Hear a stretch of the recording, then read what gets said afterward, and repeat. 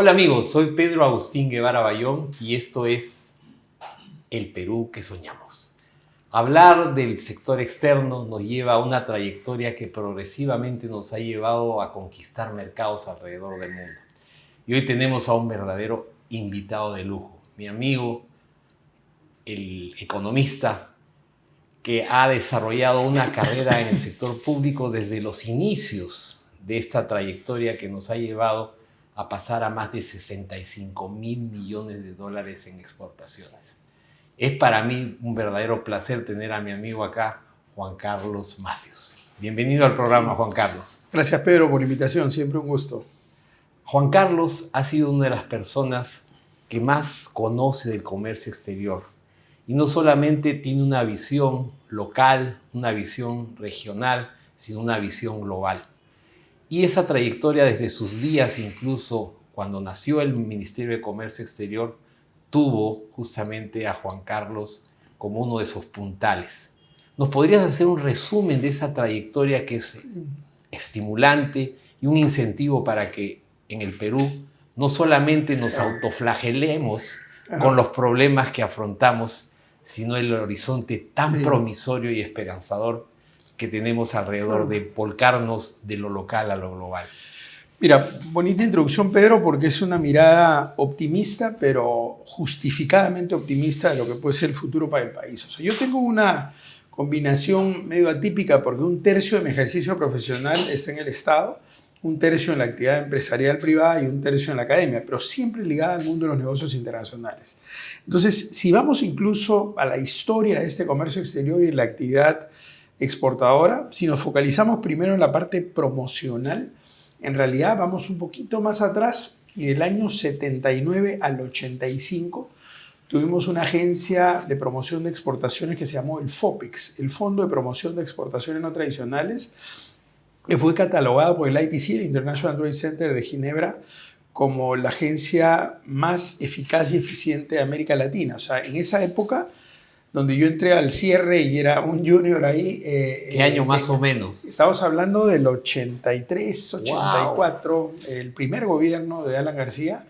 Y estamos hablando, eso venía un poquito atrás, o sea, entra el gobierno de Alan García en el año 85, pero antes estaba ya operando un FOPEX que tenía una performance absolutamente destacada. Venía gente de Chile, venía gente de Brasil, de México, de Colombia, a aprender de promoción de exportaciones en el Perú. Ese era el referente que teníamos todos ahí. Yo recuerdo claramente eso porque los que eran mi jefe, mis gerentes, eran asediados por el sector privado, porque era, si alguien tenía una empresa de exportaciones de textiles, el primero que buscaba era el gerente de textiles de FOPEX, y lo propio en agro, y lo propio en metal mecánica, etc.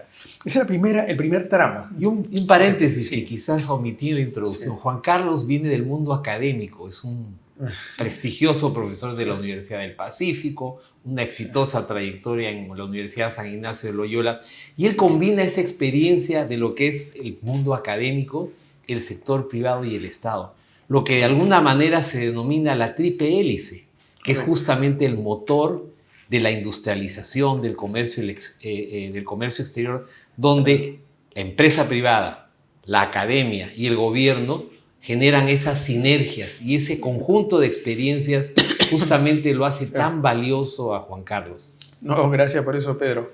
Este tramo, entonces, decíamos, era del 79 al 85. En el 85, con el primer gobierno de García, se transforma FOPEX, que veía solamente exportaciones no tradicionales, en el ICE, el Instituto de Comercio Exterior, que rige el 85 al 90 y que ya no solamente veía exportaciones no tradicionales, sino también tradicionales e importaciones. Eso tuvo vigencia hasta el 90, cuando entra Fujimori, dijo disolver, desactivó, digamos, la agencia de promoción. Y hay un vacío de unos 3 años, éramos uno de los muy pocos países que no teníamos una agencia de promoción de exportaciones. Después hay un intento de una institución que se llamó Promodex, que tuvo algunas dificultades y al final no se sostuvo. Y por el año 97 aproximadamente nace Prompex, la Agencia Oficial de Promoción de Exportaciones del Perú, que me tocó ser director ejecutivo ahí en casi el cierre del gobierno del señor Toledo. Y luego, en el 2007, en el segundo gobierno de Alan García, se decide juntar la promoción de turismo, que era PromPerú, con la promoción de exportaciones, que era Prompex, y queda con el nombre de PromPerú, que es lo que rige hasta el día de hoy, ¿no? Que en realidad no es una fusión, sino que tienes un PromPerú Exportaciones, un PromPerú Turismo, un PromPerú Marca, un PromPerú Inversiones, ¿no? Pero es una agencia súper importante que complemente el esfuerzo que hace el ministerio en materia de promoción pura y dura, ¿no? Y es fundamental para ese resultado que se ha tenido de crecimiento exportador sostenido, ¿no? Cuando tú mencionabas, Pedro, en la introducción que habíamos llegado el año pasado a 65.000 millones de dólares, hay que tener en claro... ¿Con cuánto empezamos? Eso es para darnos una idea. Si te ibas 25 años atrás, estamos en 3.000 y pico millones de dólares. O sea, de 3.000 millones de dólares hace 25 años a más de 65.000 millones de dólares. Total. Y mira que hay dos elementos que a mí me parecen fundamentales de la creación del Ministerio de Comercio Exterior y el soporte de esa actividad. Uno es el atreverse. En esa época, que cualquier plan que hacía el Estado máximo lo hacía un año, nos atrevimos a hacer un planeamiento a 10 años. O sea, como política de Estado. Has tocado el término correcto, no política de gobierno, sino política de Estado, trascendiendo los gobiernos de turno. Se hizo 10 años un planeamiento con una metodología súper bien aplicada, mirando el modelo de Taiwán, de Singapur, de Corea, de Chile, de otros países. Dice engreído, los tigres asiáticos. Los tigres asiáticos, tú los conoces perfectamente. Y con una coparticipación permanente del sector privado. Si hubiera alguna crítica en esa triple hélice que mencionas, creo que faltó una participación más fuerte del sector académico, pero sí hubo una participación muy activa del sector privado y el público, y permitió un planeamiento que, te lo digo en cifras, aterrizó a 1.215 medidas: el seguro para la pyme exportadora, el exporta fácil, la ventanilla única de comercio exterior, los consorcios, etc. Y de las 1.215, a la fecha de hoy, 87% se ha implementado. O sea, no ha sido un ejercicio puramente académico. Y cómo el Ministerio y PromPerú funcionan es extraordinario realmente, porque no se dice simplemente qué se va a hacer, sino cómo, cuándo, con qué programas, acciones, equipos, incluso con qué limitaciones para el corto, mediano y largo plazo, e indicadores de impacto y gestión, porque resultados es lo que se busca. Siempre. Eso que tú mencionas es fundamental, porque muchas veces se pierde la métrica, el ROI. Cada dólar invertido, que es los impuestos, todos los pagos, tú tienes que reportar qué resultados. Cada oficina tiene que demostrar resultados. Y esa es una de las experiencias que podría extenderse a todo el sector público, porque se habla pues del Banco Central de Reserva como una isla de excelencia, pero no es solo el BCR, uno de esos espacios en el sector público donde existe personal altamente calificado, profesional, y un liderazgo como personas como tú, que no solamente saben qué hay que hacer, cómo, cuándo, sino tienen la decisión política de proyectarse al futuro. Y queremos ya no solamente quedarnos en esa historia exitosa, sino proyectarnos a esa visión de ir de lo local a lo global. Y eso creo que ha sido una de tus mayores contribuciones en esta gestión como ministro de Comercio Exterior y Turismo. Este es un programa que mira con optimismo el futuro y queremos centrarnos. Pasando revisión, tú como economista me claro, me estás hablando de los factores de Total Factor Productivity. Esos, por escoger el marco de los 12 factores de competitividad, hay aspectos fundamentales que han incidido en este auge exportador del Perú. Lo conoces tú mejor que yo como nadie, pero hay cosas en las que nosotros tenemos que corregir, mejorar y optimizar en el campo, por ejemplo, de las instituciones. El sector público muchas veces no consigue los resultados porque existe cuadruplicidad de funciones.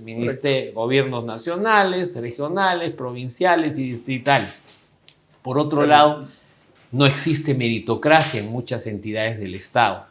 Asimismo, el proceso de regionalización en términos de la reforma del Estado debería ir de manera conjunta, porque no podemos negar que ha sido un verdadero fracaso el proceso de regionalización. En el campo de las instituciones, entendidas como las organizaciones y las reglas formales e informales bajo las cuales la sociedad genera riqueza, ¿qué cosas crees que deberían emprenderse para justamente promover el comercio exterior y llegar a conquistar mercados? Mira, partiendo en esa lógica de lo que tú presentas, de dos elementos centrales que se plasmaron en este plan estratégico de Portador, que es visión de mediano y largo plazo, y la articulación permanente con el sector privado, se determina un poco una agenda de qué es lo que se tiene que hacer para mantener lo que ya hemos venido teniendo como resultado en esta trayectoria y que permite proyectar el tema hacia el futuro. Una cosa fundamental es este ejercicio de mesas ejecutivas. Por ejemplo, y lo acaba de decir con mucha claridad, casi no hay nada que podamos hacer en comercio exterior y turismo que no tenga necesariamente que ser articulado con un MEF, con un Ministerio de Transporte y Comunicaciones, con un Vivienda, con un Salud, etcétera, etcétera. Hablas incluso de turismo, pones un proyecto grande como el de Choque Quirao, pierde sentido si no tienes la conectividad y por lo tanto MTC juega un rol importante. Miras en los alrededores, hay problemas de salubridad, agua potable, con lo cual vivienda tiene que estar ahí. O sea, si no, pierde sentido. Es decir, lo bueno que pasa cuando hay un motor como este, que es la actividad exportadora y la turística, es que un proyecto obliga a que todos los sectores se tengan que alinear. Y eso ha ayudado muchísimo a potenciar las cosas. Y mira cómo hoy día, sin miedo, estamos utilizando la palabra, y en el rigor de su término, hub. O sea, cuando tú miras el puerto de Chancay, cuando miras la iniciativa de Corio en el sur, cuando miras las inversiones de APTM Terminals y DP World en el Callao, cuando miras la modernización del aeropuerto Jorge Chávez, estás literalmente apuntando a convertir a Perú en un hub. Escuchas al embajador de China en foros internacionales decir, para China el Perú está visto como su punto de entrada a América Latina, pero claramente, yo lo escuchaba afuera y adentro, eso te da una idea de lo que está pasando acá. Entras a YouTube y miras incluso el Congreso de Chile, Colombia, de Brasil, hablando del puerto de Shanghái diciendo, por ahí vamos a embarcar. Unas sanas envidias. Claro. Entonces, eso hace ver lo que tú has puesto como introducción, que me parece fundamental, que es no caer en la trampa de solamente ver el vaso medio vacío y las cosas negativas, que hay muchas, por supuesto, sino también esperanza, pero esperanza justificada, ¿no? Digamos, Perú está convirtiéndose, por ejemplo, por tocar un rubro en particular que todos conocemos, el agroexportador, se ha vuelto el proveedor 21 de alimentos a nivel mundial. Estamos en la lista de los 10 grandes, por supuesto, con más de 10.000 millones de dólares en exportaciones. Y miras 41 productos, no solo del agro, donde Perú es uno de los 10 principales proveedores del mundo. O sea, ya no somos un proveedor más o menos, somos un proveedor relevante y en el agro claramente lo somos. O sea, en palta somos el número 2 del mundo, pero en Europa somos el primero porque el primer productor es México, que le vende todo a Estados Unidos. Y los blueberries, que van a ser el número 1 y son los que más valor monetario traen. Claro, y las uvas. Y ojo con lo que acabas de mencionar, Pedro, porque a veces se confunde el concepto de valor agregado. O sea, valor agregado no necesariamente es grado de transformación del producto como muchos creen. Es decir, si tengo un lingote de oro y acá tengo un reloj de oro, evidentemente el reloj tiene mayor valor agregado. Si tengo acá un tablón de madera y acá un mueble, el mueble tiene mayor valor agregado. Si tengo acá una fresa y acá tengo una mermelada de fresa... En conserva vale menos. Mucho menos. Exacto. Yo lamentablemente escuché a un ministro, a un presidente, no voy a mencionar el nombre, que decía... Llegó, ahora muy bien que produzcan la fresa, ahora quiero que produzcan enlatados de fresa. Entonces, evidenciadamente, va a ser mayor valor agregado y menor valor porque la gente ahora consume lo natural y esa megatendencia a alimentarse con frutas, verduras, hay que justamente promoverla. Claro, exacto. Que es justo donde Perú está posicionándose de la manera mejor que puede hacerlo, ¿no? Entonces, hay tareas que se están haciendo bien, hay una línea de acción, hay una meritocracia en el MINCENTUR importante, hay una mecánica de trabajo siempre articulada con el sector privado, somos un modelo de economía social de mercado, por lo tanto reconocemos que el motor es el sector privado, por consiguiente es obvio que tenemos que estar articulados con ellos, ¿no? Entonces, pasemos al factor 2 para revisar esos 12 pilares que tú los conoces mejor que nadie. Infraestructura. Los retos de infraestructura son enormes. Yo lo he constatado y tú seguramente, sacar kiwicha, palta, muchas veces llevarla al puerto cuesta más que llevarla del Callao a Ámsterdam. Y eso es un factor fundamental justamente para poder proyectarnos al Pero mira cómo ahí, por ejemplo, hablábamos del agro y relacionado con lo que tú mencionas, en realidad hay dos agros. Pues un agro principalmente de costa súper exitoso y un agro de selva, sierra, en términos generales, rezagado, con bajos niveles de productividad. Y ves cómo ahora, por ejemplo, la minería, que también tiene dos minerías, la formal y la informal, hay minería formal que está desarrollando un concepto que podríamos llamar agrominería, que está articulando ese buen producto de la sierra que tiene su problema de conectividad para meternos en la cadena de valor de la costa. Sin duda, el tema de infraestructura y logística es una limitante seria. O sea, tú dices, ese camu camu que tiene un valor intrínseco espectacular, con más vitamina C que cualquier producto, sitio. 20 veces más que la naranja y tal, alto nivel de demanda. ¿Por qué cuando entró a Japón tuvo un impacto súper importante y se perdió ese boom que podría haber sido el camu camu? No fue por demanda, fue por un tema de oferta, de capacidad de organizar oferta sostenida con los estándares de calidad correctos y con la logística que permitiera cumplir. Entonces, esas limitantes corregidas, si hoy día teniéndolas nos pone, como nos pone, tú mismo has dicho, 10.000 millones de dólares, imagínate el Perú con esas inversiones en infraestructura que estamos teniendo y con las que se vienen de puertos y aeropuertos a nivel nacional. O sea, los resultados van a ser evidentes porque no solamente es que hablas del puerto, sino que alrededor del puerto se articula un conjunto de actividades que tienen un impacto no solamente en el sector propiamente agropecuario, sino en el efecto colateral de esa actividad. Totalmente. Una de las lecciones más interesantes fue en la experiencia del espárrago verde. Sí, claro. Nosotros partimos de exportar cero a ser el primer exportador de espárrago verde. Y fue la conjunción del sector privado, del aspecto logístico, del aspecto del trámite. ¿Nos puedes comentar esa experiencia? ¿Cómo es que se puede volcar o si ya se ha volcado a otros sectores? Digamos, no es que se haya masificado al resto de sectores, pero tú has tocado el punto correcto en el sentido que marca un referente de cómo hacer las cosas y cómo articula sector público y privado y cómo el Estado haciendo su tarea con los TLCs, con un plan estratégico, con promoción de la actividad empresarial e inversión, porque hay mucho de coinversión, incluso inversión extranjera puesta en ese agro del espárrago verde que nace primero en Ica y después se expande con el blanco hacia Trujillo y la parte norte y después nos volvemos el número 1 del mundo, ¿no?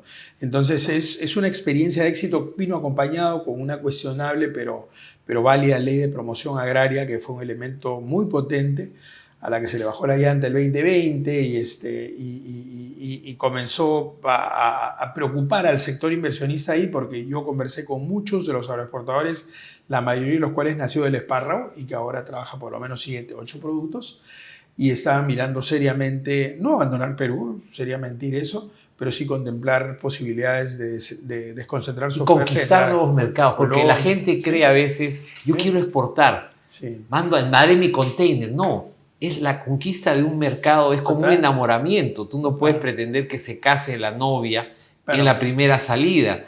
Tienes que cultivar, crear ese mercado. Y la reputación es fundamental. Totalmente. Porque un error, como un bicho raro, unas condiciones sanitarias no adecuadas, te malogra la reputación. Correcto. Pasemos al siguiente factor. Hemos visto que infraestructura es un aspecto muy importante, no solamente en términos de infraestructura de carreteras, vías ferroviarias, las mismas vías lacustres, fluviales, el cabotaje en la costa. Correcto. Y nosotros tenemos una propuesta para plantear 3 grandes puertos en el Perú. En Bayóvar, que tiene el mismo, la misma profundidad que Chancay, en Chancay, en la zona media, y en el sur, lo que ha sido un don de Dios, que es el megapuerto de Corío.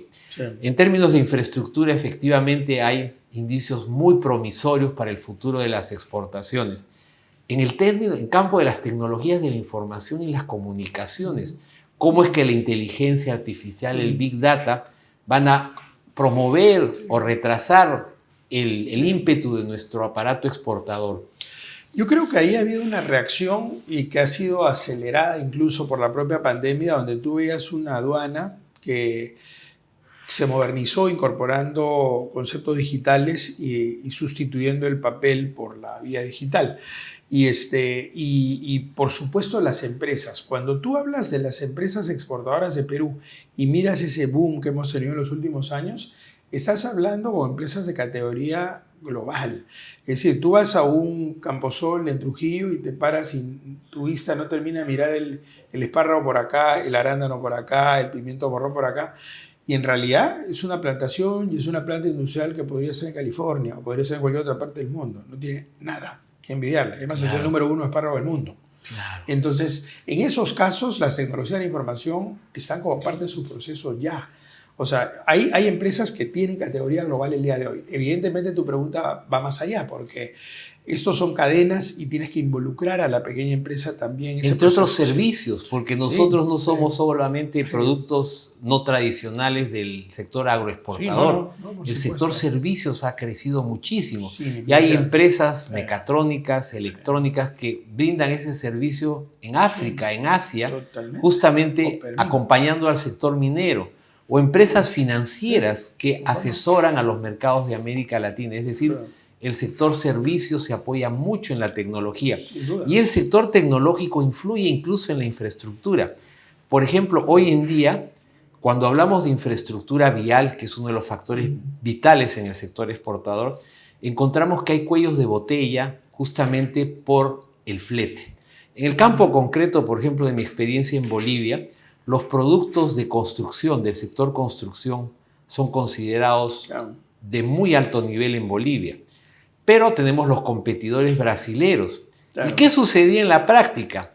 Por el costo del flete, tenían que optar por los productos brasileros. ¿Por qué? Porque, entre otras cosas, los camiones bolivianos entran y regresan con carga. Pero una cosa que yo nunca me pude explicar es que los camioneros peruanos no tienen igual trato.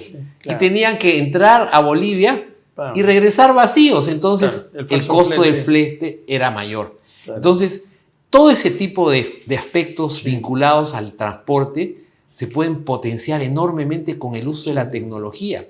Porque con un teléfono celular existe tecnología que te permite hacer el seguimiento de tu carga. ¿Dónde está? ¿En qué lugar? Y esa tecnología puede no solamente impulsar el aspecto de las comunicaciones, sino también la promoción de los servicios y el apuntalamiento de la infraestructura. Claro, ahí es súper importante lo que mencionas y acuérdate que, por ejemplo, en los espacios de negociación de TLCs, estamos con la India y con Hong Kong, en ambos casos el componente de servicios es fundamental.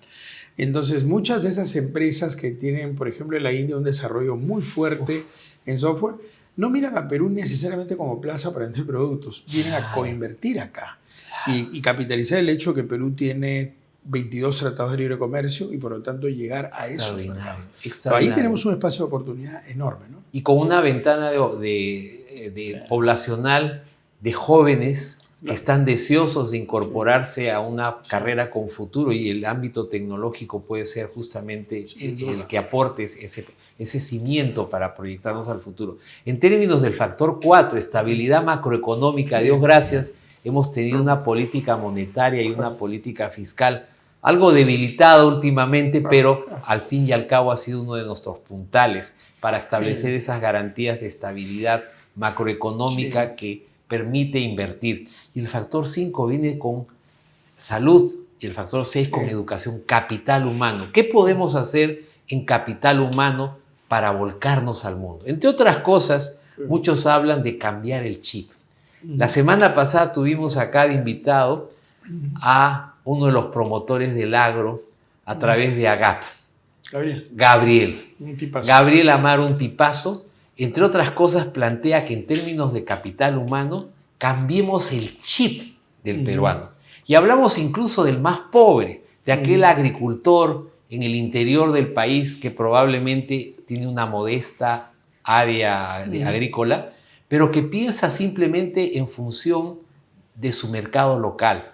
Y a veces esa limitante de esperar que papá gobierno venga a ayudarle le impide crecer y soñar con un futuro mayor, un futuro más proyecto. Entonces, en términos de capital humano, ¿qué podríamos hacer? Entre otras cosas, yo sueño con cursos de capacitación masivos en Internet para que los micro, pequeños, medianos empresarios puedan cambiarse el chip y pensar ya no solamente en el mercado local, sino en los mercados del exterior. Es un elemento, yo iría un pasito atrás en el sentido de dos cosas. Uno, tener información clara del mercado laboral, cómo se está comportando acá y afuera, para tratar de entender dónde están las mejores perspectivas, ¿no? Y lo otro es una evaluación fina de las capacidades que tiene cada cual, ¿no? De tal manera que haces el match, te dicen, oye, tú Pedro, acabas de salir del colegio y tienes 5 talentos bien interesantes Y de esos 5, 3 tienen una perspectiva de mercado súper atractiva. O sea, te estoy diciendo, te metes esos 3, vas a estar contento por lo que sabes hacer y vas a ganar plata porque es un mercado que tiene sobredemanda. Ese tipo de ejercicio que lo tiene, por ejemplo, Austria, que lo tiene Suiza, Alemania, que es lo que le ofrecen al que sale del colegio, y no es que yo salga y diga quiero ser médico, de repente me dicen gafitero y no me están ofendiendo, porque puede ser algo para lo que tengo una gran habilidad y que tiene sobredemanda, por lo cual voy a ganar plata. Qué interesante. Sí. Mira, yo he tenido Zooms sí. con jóvenes del sur del Perú, de universidades del sur del Perú, y hemos hablado de sueños como traer acá el megapuerto de Corío, el tren bioceánico que conectaría el puerto de Corío con el puerto de Santos, en Brasil, a 75 kilómetros de Sao Paulo, el mayor centro industrial, conectarnos por la ruta del Paraná-Paraguay, inclusive para conquistar, porque esa ruta fluvial ya existe, la ruta del Paraná-Paraguay, que sería un ramal del tren bioceánico que llegaría a Paraguay, Uruguay, Argentina, aprovechar el clúster de litio. Argentina, Bolivia y Chile tienen el 48% de las reservas mundiales de litio, con lo que nosotros estamos por redescubrir y explotar en Puno, podríamos constituir el cuadrilátero ABCP, ya no solamente el triángulo ABC. Y hablando del clúster de litio, pasamos al de las baterías de litio, e inclusive al clúster de los autos eléctricos, para traer acá a un pequeño Detroit, donde puedan fabricarse los autos chinos, americanos, europeos. Y yo cuando hablo con un joven que está estudiando electrónica en el sur del Perú, nos dicen, yo estoy por irme del Perú, si pudiera, me iría fuera del Perú. Pero lo que tú has esbozado es interesantísimo, porque yo le dije, mira, si nosotros desarrolláramos estos proyectos, tú ya no serías porque mi temor es que yo acabe de taxista, me dice. Claro. Tú serías un ingeniero electrónico que fabrica autos eléctricos para llevarlos al arco del Pacífico y al Atlántico.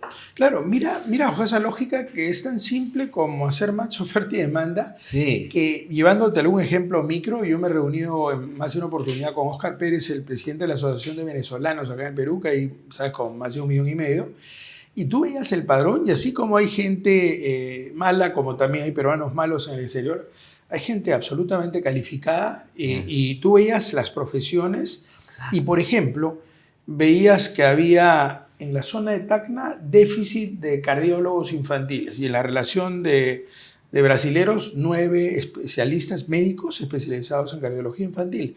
En lugar de tenerlos como taxistas, ubicarlos donde existe la demanda y estarían ganando buena plata. Obviamente hay que trabajar que se validen los títulos, eso significa trabajar con el Ministerio de Educación, con Relaciones Exteriores, pero hay que trabajarlo, pues. O sea, me refiero, vas a hacer el match y estás casando oferta con demanda y estás haciendo que ese profesional tenga una oportunidad atendiendo una necesidad vital, que es un tema de salud. Y el tema de salud, lo que sucede en el sur del Perú, Tacna es el lugar preferido de los chilenos para venirse a atender, incluso bolivianos, porque existe competencia, médicos, servicios de alta calidad. Pasamos al otro factor, el factor de los mercados abiertos, de un mercado de economía de mercado donde existe libre accesibilidad de entrada, salida, donde la oferta es lo que define cómo se asignan los recursos. En ese aspecto creo que hemos, y abriendo nuestro mercado, sobre todo con esos tratados de libre comercio, ha sido muy positivo. Muy positivo. Tenemos 22 TLCs con 58 economías, porque algunos son multilaterales como la Unión Europea, y estamos en la 7ª ronda de negociación de TLC con la India. Vamos a ser el primer país de América Latina que lo tiene.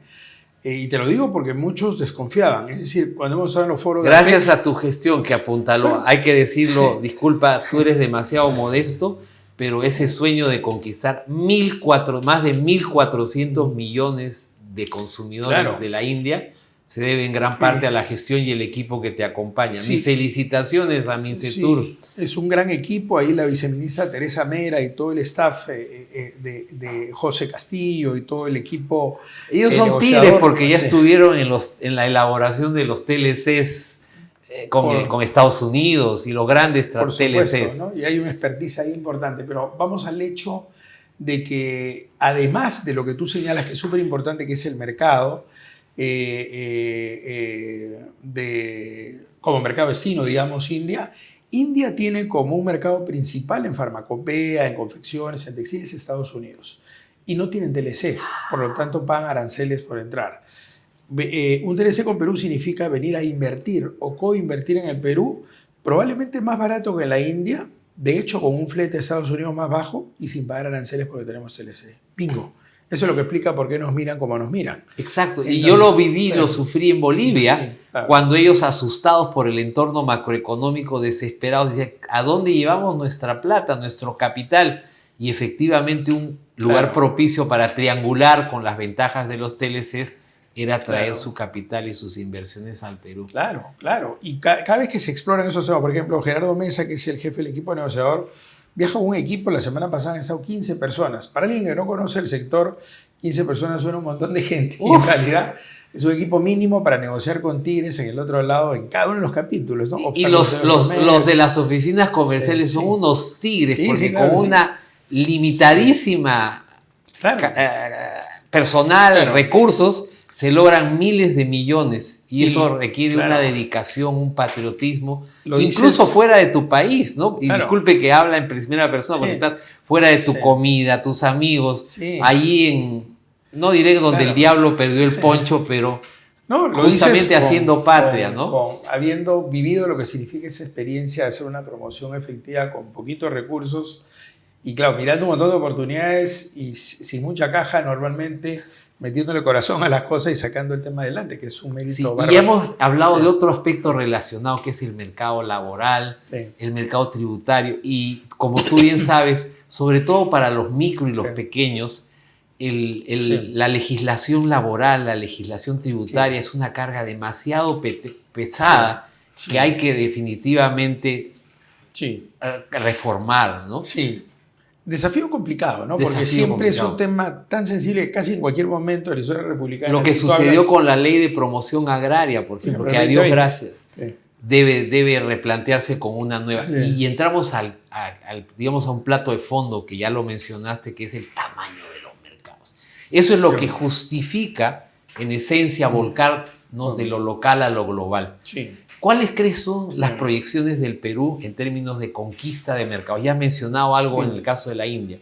En el caso de otros países que no solamente involucran a India, sino a China, nuevos países como el Vietnam, los mismos tigres asiáticos, Oceanía. Y no olvidemos que el arco del Pacífico tiene también, aparte de América, Norteamérica, Centroamérica y Sudamérica.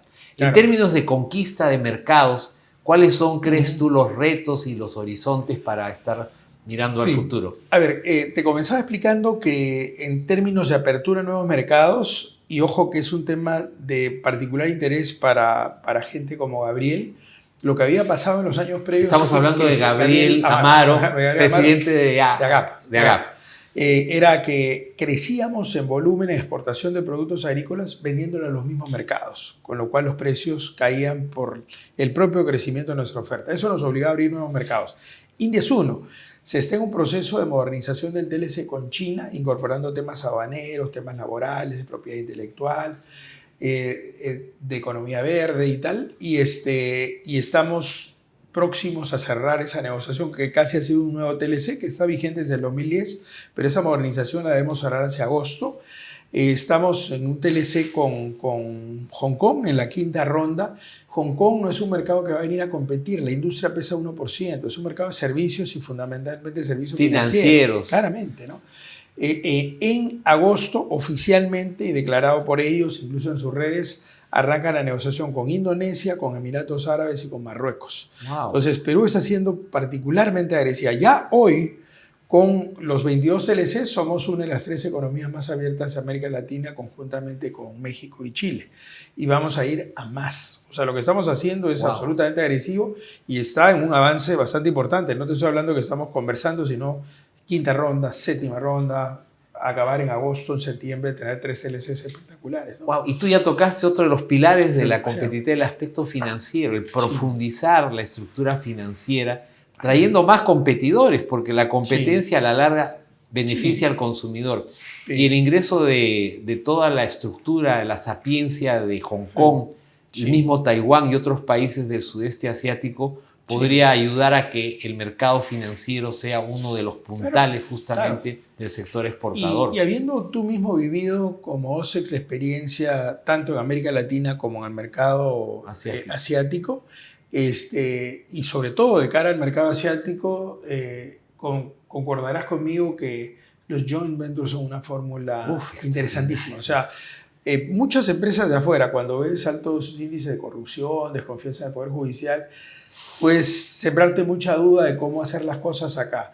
Y muchas empresas acá no tienen el know-how que tiene una empresa de Taiwán o de cualquier otro de esos países.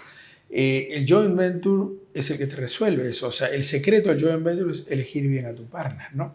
Claro. Y ese es el trabajo donde PROPERÚ está focalizando esfuerzos. O sea, yo he querido darle particular énfasis a los joint ventures porque creo que va a ser la manera, claramente un win-win, la manera en que el Perú se sostenga en ese crecimiento proyectado del que hemos hablado al principio. No, porque mucha gente dice, no, estamos abriendo ¿para qué traer a los extranjeros? No, es que los extranjeros no solamente traen capital en dinero, maquinaria, sino en conocimiento. Y hoy vivimos en la era del conocimiento. Lo que genera mayor valor en cualquier cadena de valor no es el bien físico tangible, sino el bien intangible, que es esencialmente conocimiento. Y en ese sentido, algo que yo nunca me pude explicar, por ejemplo, es que en el gobierno del presidente Ollanta Humala se firmó un convenio con el MIT, el Massachusetts Institute of Technology. El MIT es probablemente la universidad de mayor reputación en ciencia y tecnología.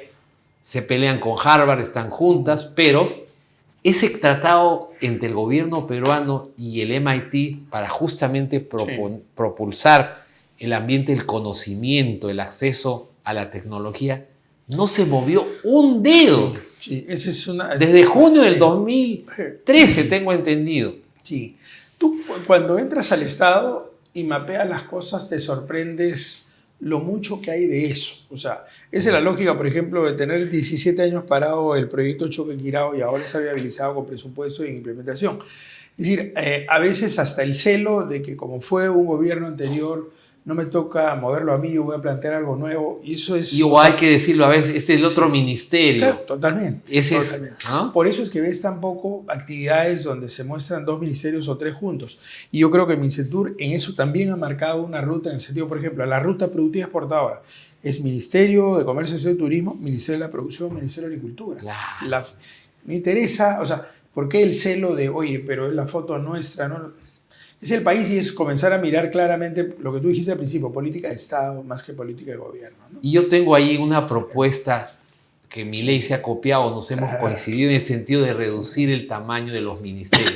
No necesariamente para sacar gente, sino para que funcionen de manera articulada con lo que se denomina el Agile Management, donde un conjunto de oficinas, departamentos, áreas resuelven el problema de manera integral. Y por ejemplo, yo entre otras cosas con un conjunto de expertos que algún día me encantaría que tú te incorpores, planteamos un Ministerio de Capital Humano, donde esté el Viceministerio de Familia y Niñez y Familia, el Viceministerio de Salud, Viceministerio de Educación, Viceministerio de Empleo, de modo que todas estas entidades trabajen articuladamente justamente para resolver el problema del capital humano, la mayor riqueza de un país. En el campo de la producción, para nadie es un secreto que el Ministerio de Energía y Minas tiene sus fricciones con el del ambiente, con el de agricultura.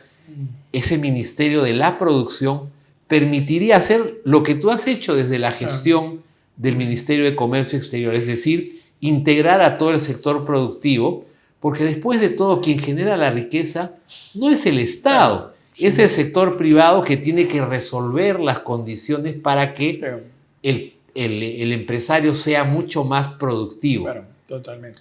Excelente. Ahora, pasando al entorno de los negocios, que son los pilares 11 y 12, que son el ecosistema que propende a la innovación. ¿Qué cosas crees tú que deberíamos hacer para proyectarnos al mercado exterior? A ver, ahí yo subrayaría algo que se ha explotado poco y lo digo como una autocrítica porque nos tocó como país presidir la Alianza del Pacífico. La Alianza del Pacífico no solamente pretendía desde sus orígenes promover el comercio intrarregión, que es casi como siempre se mide. Sí ha crecido el comercio Perú-Chile, Perú-Colombia, Perú-México, El tema es cadenas globales de valor. Es decir, cómo nos articulamos para venderle a China. Y te lo digo, yo he recibido, por ejemplo, a la segunda cadena distribuidora de fruta fresca en el mercado chino, quería uvas, y ninguna empresa peruana, por más que somos el número 1 en uvas el día de hoy, podría ofrecerle durante los 12 meses del año. O el vidrio de los autos de Tesla. Ahí tienes el otro Tenemos ejemplo. a una empresa que ha entrado a la cadena de valor. No producimos por ahora autos, pero tenemos el liderazgo en los vidrios que utilizan las mayores empresas automotrices del mundo, incluyendo Tesla, por ejemplo. Totalmente. Y miren el ejemplo que te daba, que tú miras simplemente por el factor estacionalidad, que hace sentido un consorcio binacional con Chile, David del Curto con Camposol, para juntos venderle al mercado chino. En lugar de vernos como rivales, nos vemos como aliados estratégicos, ¿no? Exacto. Mira cómo una empresa belga pedía un kit, pedía un tejido punto, que es un polo, y un tejido plano, que es una camisa. Nosotros somos fuertes en tejido punto, Colombia es más fuerte en tejido plano. Un kit combinado. Y los dos con una marca común vendiendo al belga en lugar de competir. Entonces, ese es digamos, y eso involucra capitalizar los avances de tecnología e innovación de cada país y desarrollar productos de manera colectiva, mirando mercados grandes y no compitiendo entre nosotros, ¿no? Esa mirada creo que es la que falta desarrollar con mucha fuerza. Estábamos en esa línea en la Alianza del Pacífico y espero que continúe esa línea. Y tocando el tema de Alianza del Pacífico, tendremos en noviembre la atención del mundo, porque vendrán líderes de todos los países que conforman el arco del Pacífico. Sería importante que vengan no solamente a degustar nuestra rica comida y hacer turismo y después se regresen con un sano recuerdo, sino que ya tuviéramos algunos perfiles de proyectos de inversión. En ese sentido, ¿qué crees tú que se ha hecho o se debería hacer? Quizás con quien te está sucediendo en Insetur y en el gabinete, que lamentablemente dejaste, disculpa. Estoy seguro que van a seguir una línea correcta. He tenido un par de reuniones con la ministra actual, creo que tiene toda la voluntad, se ha reunido con los privados, tanto de comercio exterior como de turismo. En el tema de APEC, es la tercera vez que somos anfitriones. Perú, de las 21 economías de la APEC, tiene TLCs con 14 de ellas. Y si bien ese es el año APEC, porque hay una serie de actividades, la de noviembre efectivamente la visita de los presidentes, pero ahora, en mayo, tenemos la reunión de los ministros de Comercio Exterior de las 21 economías. Es una reunión súper importante, se lleva a cabo en Arequipa y hay una agenda con proyectos de inversión, hay todo un trabajo que se ha ido preparando, que estoy seguro que se va a rematar de la mejor manera, y es justamente para que no sea solamente lo que tú dices, que se vaya con una impresión de qué bonita la visita a Perú, que la han tenido porque en la Bahía Alta le hemos puesto nosotros el 2008 y el 2016 haciendo un buen foro APEC. Yo tengo varios foros APEC en el mundo y los de Perú han dejado huella. O sea, tenemos que batir nuestra propia huella haciendo un super APEC, y va a ser así. Y por eso, disculpa que haga autobombo, pero PromPerú gana todos los años como la agencia de comercio, promoción de comercio exterior, premios a nivel mundial. O sea, ya debe haber toda una sala de premios que ha ganado PromPerú a nivel de galardones. Incluso ahí, por ejemplo, le está poniendo particular inyección en el foco de innovación Angélica Matsuda, que es la nueva presidenta, porque acuérdate que vino a ser secretaria general del Consejo Nacional de Competitividad, y creo que fue el tramo de mejor performance del Consejo, y viene de esta vena de innovación, ha sido consultora del BID para varios programas en América Latina. Entonces, claro, es un trabajo duro, que lidiar con presupuestos bien limitaditos, pero creo que se está consolidando una posición de Perú de cara afuera bien importante, ¿no? Para ya aterrizar en cosas concretas, yo quiero exportar. Tengo mi empresa y ¿qué puedo hacer? Una de las cosas más útiles para un microempresario que sueña con el pequeño empresario es lo que tú has dicho, que es analizar la cadena del valor.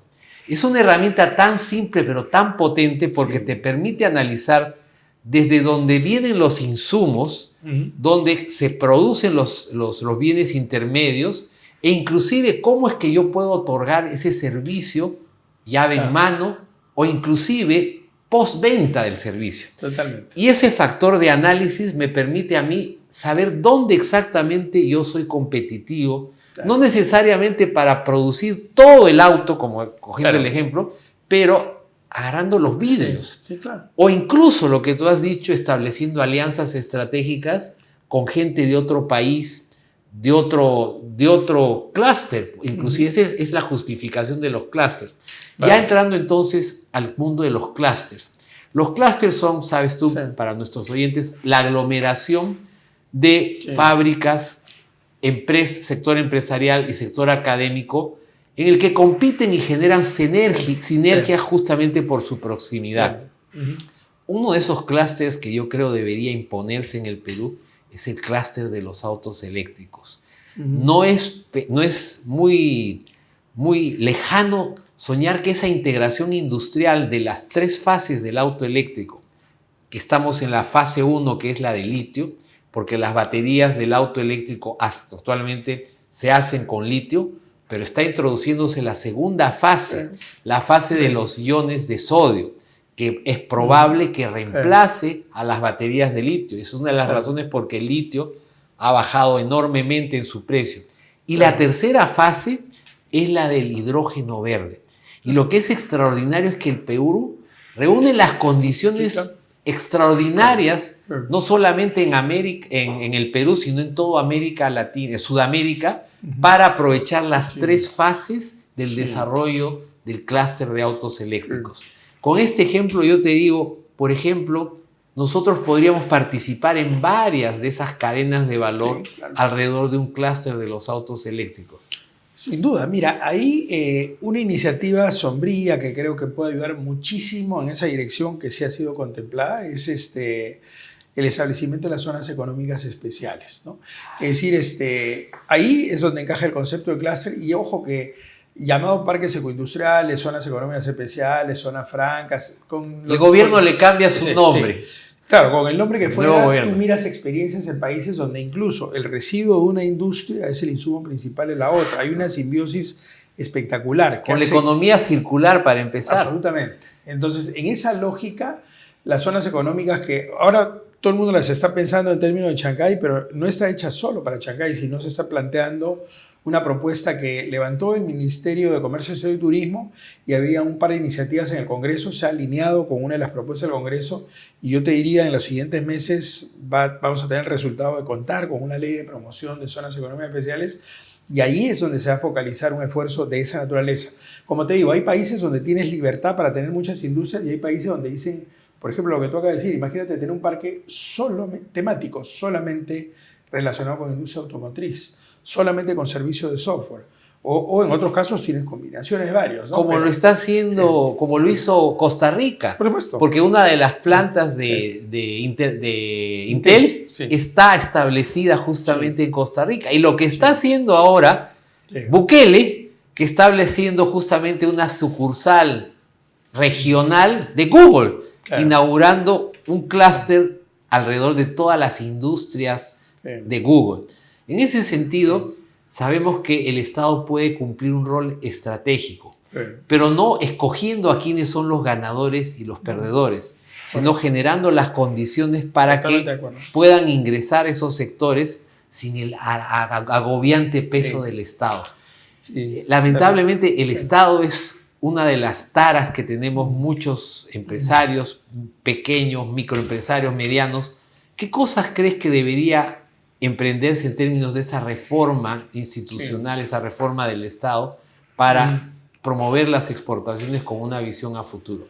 A ver, yo te diría que incluso para sombrearlo y darle más peso a la propuesta, yo creo mucho en el desafío de una agenda mínima, donde deberíamos ser capaces, independientemente de cualquier tipo de ideología, postura política que pudiera tener uno u otro, no es mi caso, yo soy un tecnócrata, para decir algunos puntos de agenda básicos. Por supuesto que se priorizarían temas de salud, educación, eliminación de la pobreza extrema y tal, pero también con actividades que son las que generan la caja para que eso se pueda cubrir.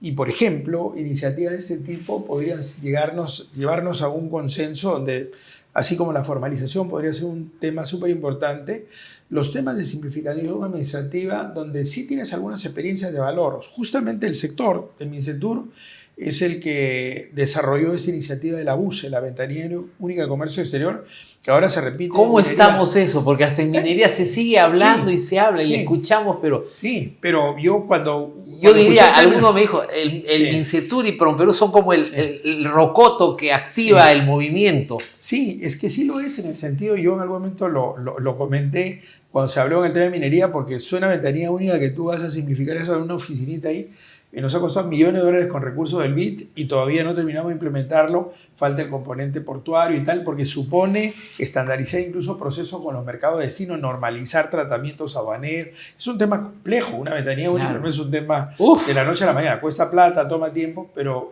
la BUCE existe en el comercio exterior, eso se tiene y es uno de los impulsores. Tenemos medición por rubros de cuánto se reducen los costos para la empresa exportadora e importadora gracias a la BUCE. Entonces, esa experiencia nuevamente la puedes extrapolar a todos los demás sectores también y definir cómo puedes simplificar trámites, digitalizar procesos, orientarte hacia papel cero, volver un estado mucho más digital y hacerle simple la vida. Ponte a ver cuánto tarda abrir una empresa en Singapur, 12 horas. ¿Cuánto tardaba acá hasta hace un tiempo? 42 días. Matar la empresa te demora más. Entonces es un desaliento evidentemente y esos temas de simplificación son una variable relevante para el desarrollo de cualquier tipo de empresa. Y a veces, mira, la paradoja, hacer un pago de un país a otro, de Taiwán a Perú, era la tercera parte de lo que cuesta de Bolivia a Perú. O sea, ¿por qué? Uno diría, pero Bolivia está al lado de Perú, debería ser más económico. Sí. No es la distancia física, es la distancia tecnológica. Sí, correcto. El trámite en estos países de los tigres asiáticos, yo pongo este ejemplo porque estos países hace 55 años tenían un ingreso per cápita inferior al Perú. Y entre otras cosas, el reto fue buscar o apoyarse en esos 12 factores de la productividad y abrir sus mercados para que esos puertos, esa educación, esa inversión en salud, les diera ese salto en el cual el ingreso per cápita de estos 4 países, Corea del Sur, Taiwán, Hong Kong, Singapur, es entre 3 y 8 veces el ingreso per cápita de un peruano. En ese sentido, ¿cuáles crees que serían los mensajes que tú tienes para que aprovechemos esta ola de oportunidades que tenemos no solamente en el sector agroexportador, minero, metalúrgico, para que el Perú tenga esa visión de volcarse al mundo como lo hicieron los tigres asiáticos? Y ya estamos casi a la finalidad del programa.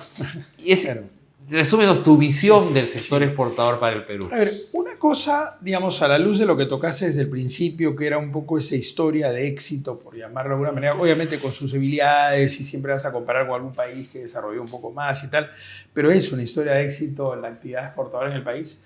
Una cosa que yo relevaría sería algo que yo vi justamente ahora que mencionas a Costa Rica. En Costa Rica tú encontrás un periódico equivalente al Comercio que tenía una columna que se llamaba Héroes Empresariales, ¿no? Héroes empresariales, ¿no? Es un término que me gusta mucho porque, claro, yo entiendo que en el Perú no se hizo eso tampoco, en parte por tema de seguridad, porque si te aparece como héroe empresarial y tienes plata, mañana te secuestran. Pero digamos, hoy día que estamos en una realidad distinta, en la época del terrorismo, más allá de los temas de seguridad que por supuesto existen, creo que ayuda mucho el visibilizar, el tener testimoniales. Yo he dejado como un desafío en el Mincetur que le proponga a la presidenta, incluso que yo se lo dije en alguna oportunidad. En Mincetur te pueden votar a la semana por lo menos un caso donde declara un artesano que tenía 3 empleados y ahora tiene 42, que tiene oficinas afuera gracias al TLC, que se metió en la ruta productiva exportadora y vende con marca, y es una persona que le da empleo a mucha gente. Exacto. Producto de lo que ha hecho el sector. Política pública que se ha traducido en cómo cambiar la vida a la gente. Y si tú muestras eso, y lo podríamos mostrar también como héroes empresariales para que se desmitifique el tema como si el empresario fuera el malo cuando el empresario es el motor de desarrollo de la economía. Esas historias de éxito son realmente conmovedoras. Totalmente. Y con los pobres, con DNI, o sea, me refiero que tú puedes ver, y yo lo conozco, o sea, esto no es una historia contada, inventada, o sea, esa es una realidad hecha por alguien que le ha cambiado la vida a mucha gente a partir de cómo una política pública lo benefició. Eso hace que tú mires las cosas diferentes y que tengas optimismo justificado. O sea, no se trata de que llevo un curso de motivación, entonces soy optimista. No, sino porque claramente. La evidencia empírica de la cruda realidad muestra que Sí. esas historias funcionan. Exacto. Y ves esas buenas prácticas. O sea, yo te digo, cuando te hablaba de este PENS, este Plan Estratégico Exportador, que luego se extrapoló al PENTUR en turismo, tú ves cómo, y yo he estado en Centroamérica o en Paraguay pidiendo exposiciones sobre el tema y pidiendo consultorías sobre el tema para ver cómo replicar un PENS en sus realidades para tener el despegue que Perú ha tenido. Así como miramos nosotros para arriba un país del sudeste asiático, también hay países que miran, oye, Perú, Exacto. ¿qué está haciendo? ¿Cómo lo está A los haciendo? emprendedores, Sí. a los peruanos, son moscas, Sí, son sí. valiosos. Nos Ahí autoflagelamos acá. ahí aparece la historia de algún delincuente peruano, Sí. pero hay cientos de peruanos que ya han Son creado empresa, han generado trabajo, héroes inversión, empresariales. y esos héroes empresariales deberían ser Sí. el estímulo para seguir el camino de esta ruta que tú emprendiste desde el sector privado, el sector académico y el sector público, gracias a tener un activo en tu equipo de Mincetur, tu experiencia, tu conocimiento. Y todo esto nos lleva justamente a soñar con ese país que construiremos unidos para hacer realidad un Perú que vaya de lo local a lo global. Muchísimas gracias. A ti, Pedro, muchísimas gracias por el espacio. Te agradezco de verdad mucho. Nos vemos el próximo jueves. ¡Viva la libertad! ¡Viva el Perú!